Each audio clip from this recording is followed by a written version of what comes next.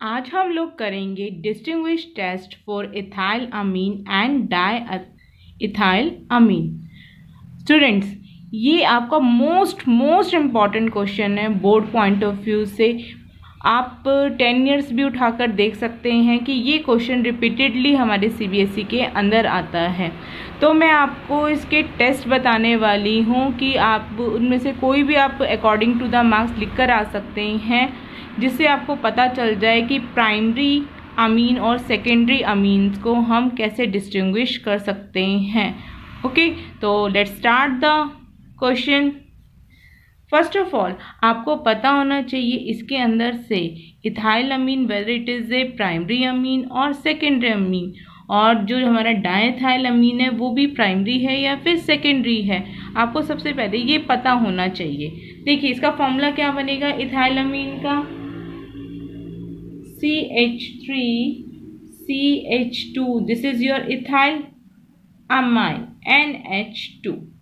ठीक है, ये आपका क्या है इथाइल अमाइन। अब उसने नेक्स्ट क्या बोला है di ethyl amine. Di ethyl amine का मीनिंग क्या हो जाएगा CH3CH2 का होल ट्वाइस डाइथाइल हो गया हमारा, और क्या आ जाएगा हमारे पास NH। ओके, तो आप देख सकते हो कि ये कैसा है अमाइन, प्राइमरी अमाइन है, इसके पास 2 R ग्रुप है, तो डैट मीन्स ये कैसा अमाइन है आपके पास सेकेंडरी अमाइन है। अब इन दोनों को डिस्टिंग्विश करने के लिए हमारे पास 3 मेथड्स हैं। फर्स्ट है carbyl amine test,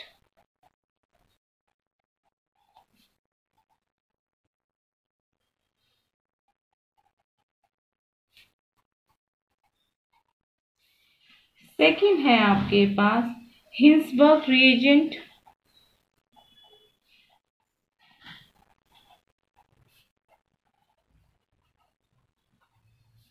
test, and third one is your Liebermann's nitrosoamine reaction.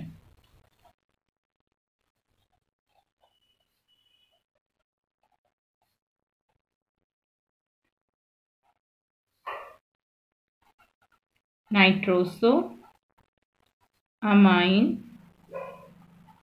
Reaction. आप इन तीनों टेस्ट को यूज करके बता सकते हो weather it is a primary amine, weather it is a secondary amine. यहाँ पे आपको अमाइन के साथ, प्राइमरी अमाइन के साथ वो कुछ भी चेंज दे सकता है, प्रोपाइल अमाइन दे सकता है, वो आपको कुछ भी आपको यहाँ पे R की वैल्यू चेंज करके दे सकता है। तो बट जो टेस्ट होंगे वो यही होंगे, बस आपको क्या करना है R की वैल्यू चेंज करनी है। चलो स्टार्ट करते हैं। फर्स्ट ऑफ ऑल हम करते हैं कार्बल अमाइन टेस्ट।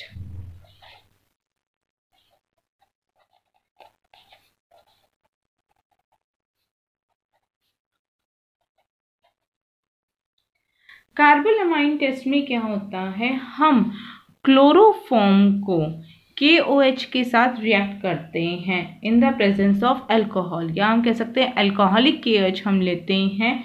और क्या होता है जो प्राइमरी अमीन्स होते हैं वो तो ये रिएक्शन देते हैं, बट जो सेकेंडरी होते हैं वो नहीं देखते हैं। तो देखते हैं हम ये reaction. This is your reaction. Ethyl amine को हमने किसके साथ रिएक्ट किया, क्लोरोफॉर्म के साथ, और उसके अंदर क्या डाल दिया, अल्कोहलिक KOH डाल दिया। जैसे हम हीट करते हैं हमें क्या मिल जाता है इथाइल आइसोसाइनाइड, और ये बाय प्रोडक्ट्स हैं, KCl मिल जाता है और वाटर मिल जाता है।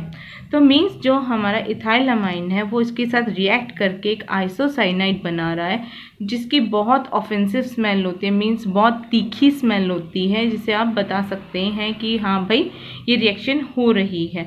पर अगर हम लोग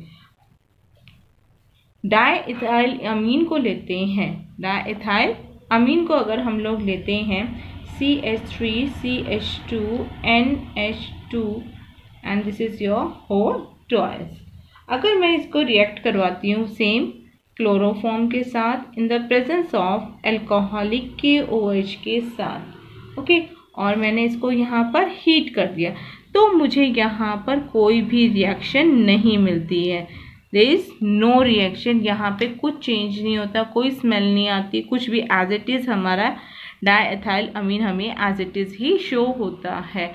तो यहाँ से हमें पता चल जाता है कार्बोलमाइन टेस्ट से अगर रिएक्शन हो रही है तो this is your primary amine, और जो सेकेंडरी है उसके अंदर कोई भी रिएक्शन नहीं होती है। अब हम सेकेंड टेस्ट देखेंगे। Second test Hinsberg reagent test. बच्चे कई बार क्या होता है, सिर्फ 1 मार्क में आपसे ये पूछ लिया जाता है कि जो नेम द हाइंसबर्ग रिएजेंट, या आप उसका फॉर्मूला बताओ। तो आपको पता होना चाहिए हमारा हाइंसबर्ग रिएजेंट क्या होता है, बेंजीन सल्फोनिल क्लोराइड। इसका फॉर्मूला होता है C6H5SO2Cl। अब इसके अंदर क्या होता है, हम लोग क्या करेंगे, जो हमारा इथाइल अमीन है और डाइएथाइल अमीन है उसके अंदर हम हाइंसबर्ग रिएजेंट ऐड करते हैं।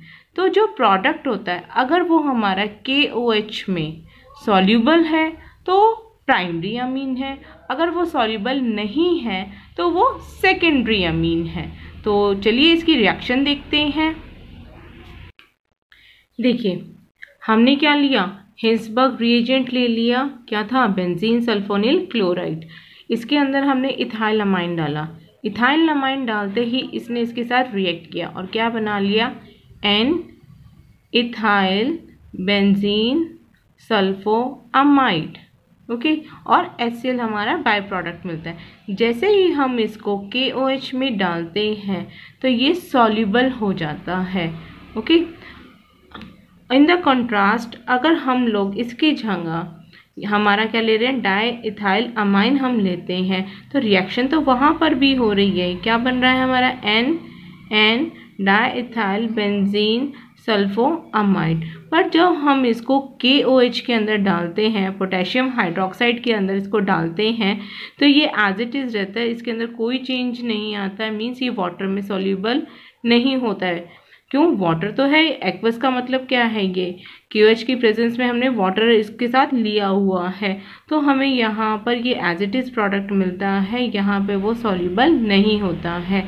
तो इनसॉल्यूबल है तो this is your secondary amine, अगर सॉल्यूबल है तो this is your primary amine. अब हम देखते हैं थर्ड हमारा लाइबर्समैन नाइट्रोसोअमाइन रिएक्शन। ओके, लाइबर्समैन नाइट्रोसोअमाइन रिएक्शन, इस रिएक्शन के अंदर हम क्या करते हैं, जो अमाइंस होते हैं उन्हें हम नाइट्रस एसिड के साथ रिएक्ट करवाते हैं। ओके, अब आप ये ध्यान रखिएगा, ये जो हमारा टेस्ट है ये सेकेंडरी अमाइन तो देता है बट प्राइमरी अमाइन नहीं देता है। तो चलिए स्टार्ट करते हैं हम लोग इसे। तो रिएक्शन क्या है हमारी, डाइएथाइल अमाइन को हमने नाइट्रस एसिड के साथ रिएक्ट करवाया तो हमारा क्या बन गया, एन नाइट्रोसो डाइएथाइल अमीन। और देखिए यहाँ से OH नाइट्रस एसिड का OH और यहाँ से डाइएथाइल अमाइन का H, ये हमारा क्या निकल गया, वाटर निकल गया। अब हम लोग अगर यही रिएक्शन हम प्राइमरी अमाइन के साथ करते हैं, this is your primary, this is your secondary, primary amine के साथ रिएक्शन करते हैं तो वाटर रिलीज नहीं हो पाता है, इसलिए यहाँ पर कोई भी रिएक्शन नहीं होती है। ओके, तो अगर रिएक्शन नहीं हो रही है तो हमें क्या कंक्लूड करेंगे, दिस इज़ योर प्राइमरी, अगर रिएक्शन हो रही है तो दिस इज़ योर सेकेंडरी। अब हम एक बार समराइज कर लेते हैं। तो आपने देखा जो कार्बल अमाइन टेस्ट है वो कौन दे रहा है, प्राइमरी अमीन दे रहा है। हमारा हाइंसबर्ग टेस्ट भी हमारा प्राइमरी अमीन दे रहा है, और जो लाइबर्समैन नाइट्रोसोअमाइन रिएक्शन है वो कौन दे रहा है, तो सेकेंडरी अमाइन। तो आप ये इस तरह से याद कर सकते हैं, कार्बल अमाइन प्राइमरी, हाइंसबर्ग भी प्राइमरी, और जो लाइबर्समैन है वो सेकेंडरी अमाइन हमारी रिएक्शन देता है। तो प्लीज़ आप इसकी प्रैक्टिस कीजिए जिससे आपके अच्छे नंबर आएँ। बाय।